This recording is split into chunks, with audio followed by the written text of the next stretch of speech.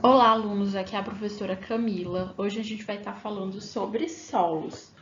A gente vai estar falando mais precisamente sobre a formação dos solos e sobre o processo, que forma o solo, chamado de intemperismo. A gente também vai compreender a classificação e os diferentes tipos de solo. E também vai conhecer formas de se trabalhar com solo e formas de se preservar o solo. Primeiramente, a gente vai definir o que é solo.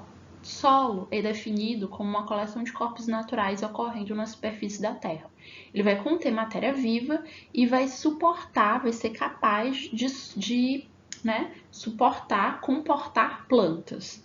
Os fatores que formam o solo são chamados, denominados de intemperismo, que vai incluir aí as forças físicas que vem o resultado da desintegração das rochas e as reações químicas que vão alterar a composição da rocha e dos seus minerais.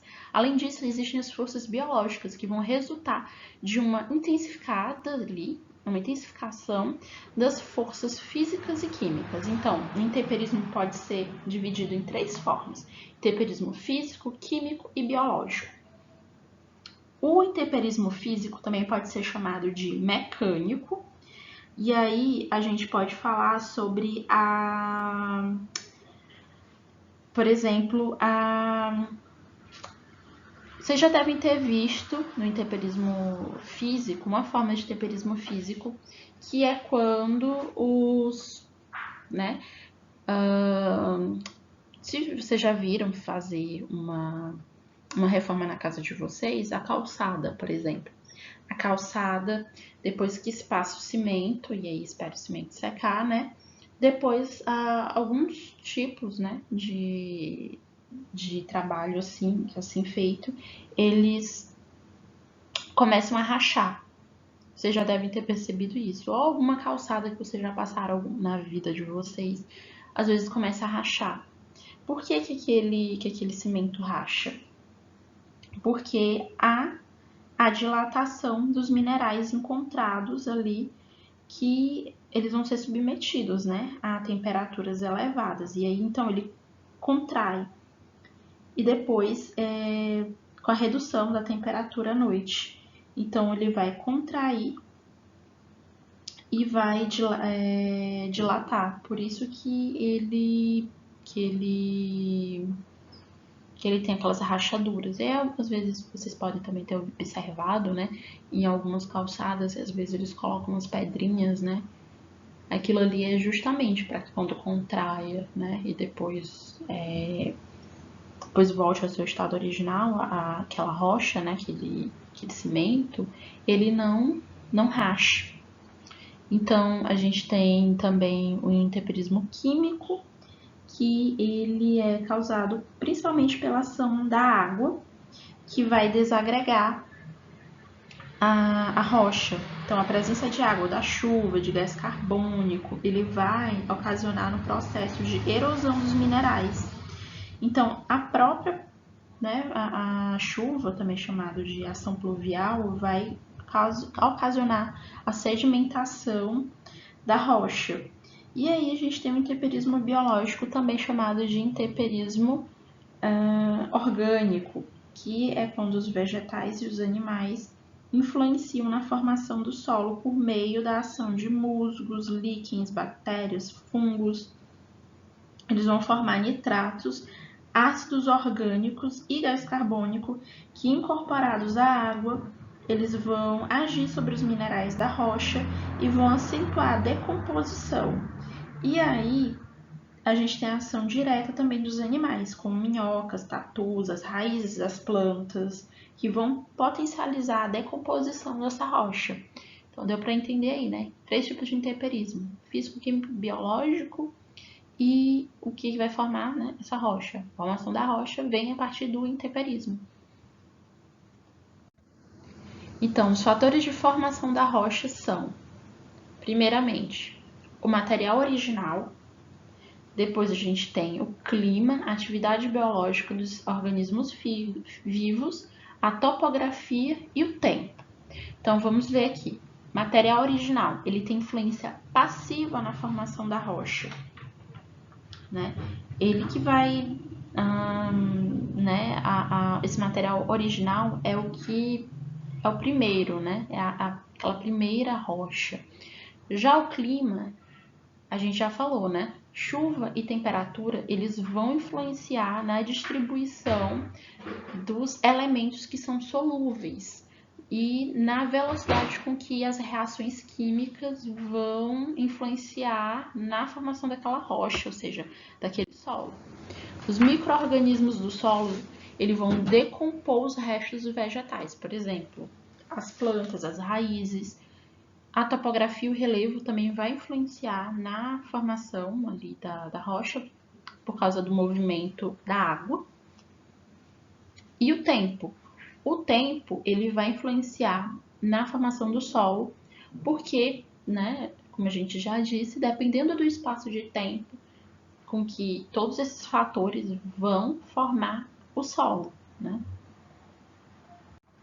Então, a gente tem a classificação da granulometria. O que é granulometria? É o diâmetro daquela rocha, é a espessura daquela rocha. Então, tu tem a pedra, cascalho, areia e o silt. Que a gente tem, né, 4 exemplos e a gente tem a granulometria de cada um deles. Aqui, a gente tem da mais fina à mais grossa. Como assim? A mais fina seria a argila, né? A argila é mais fina porque a granulometria dela, né, é menor. Intermediário aí estaria o silt e o mais grosso aí seria a areia na granulometria. São os pedaços, né, de rocha que você encontra ali nos diâmetros. Os diâmetros de rocha, milímetros.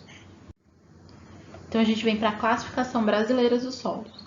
A Embrapa, ela vai usar um sistema de classificação que foi modificado depois por TOP em 1949 e eles chamam essa classificação de classificação de FAO. Em 1999, a Embrapa publicou a primeira edição revisada e ampliada em 2006. O que é esse conceito, né, de classificar o solo? É que o solo ele pode ser classificado conforme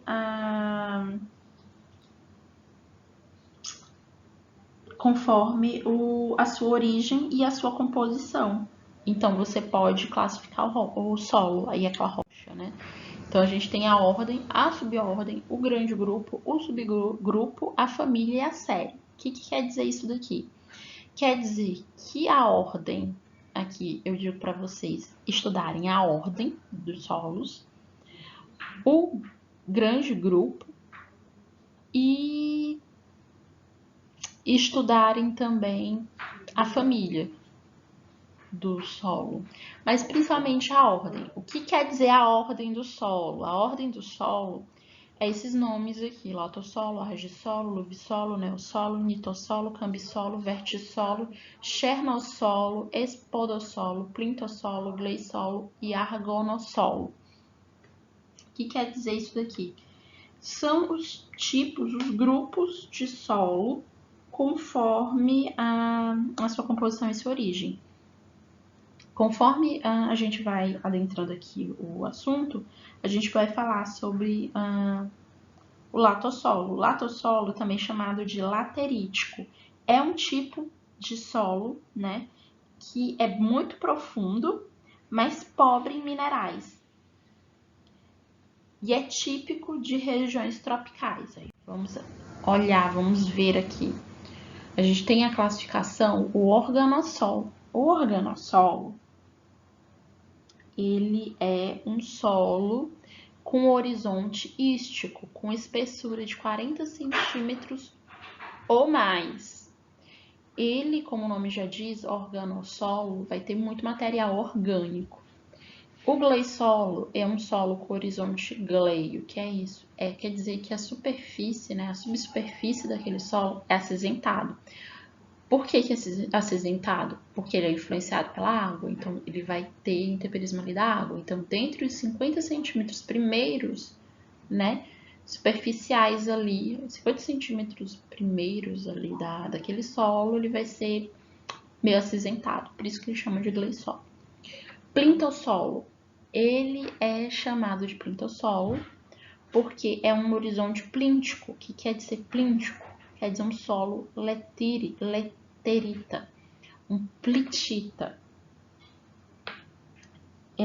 Um litossolo, né? A gente vai estudar lá mais à frente, um litossolo, ele é um solo de altitude, é um solo mais raso que vai ocorrer em áreas de relevo muito inclinado. Então, a gente também tem o espodossolo. O espodossolo, ele tem o horizonte B espódico, ou seja, abaixo do horizonte aluvial e superficial.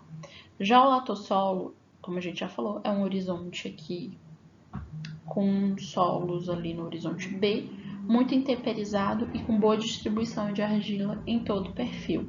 A gente vai falar também sobre a formação do solo e ver o horizonte do solo, para ficar mais visível para vocês, para ficar mais fácil a compreensão aqui da classificação do solo, porque só falando da classificação do solo aqui, sem ver o solo, fica muito difícil, né? Só para esses nomes, dizendo aí que é um solo com horizontes e tal. A gente precisa saber também o que é um horizonte, a gente vai falar sobre isso também mais na frente.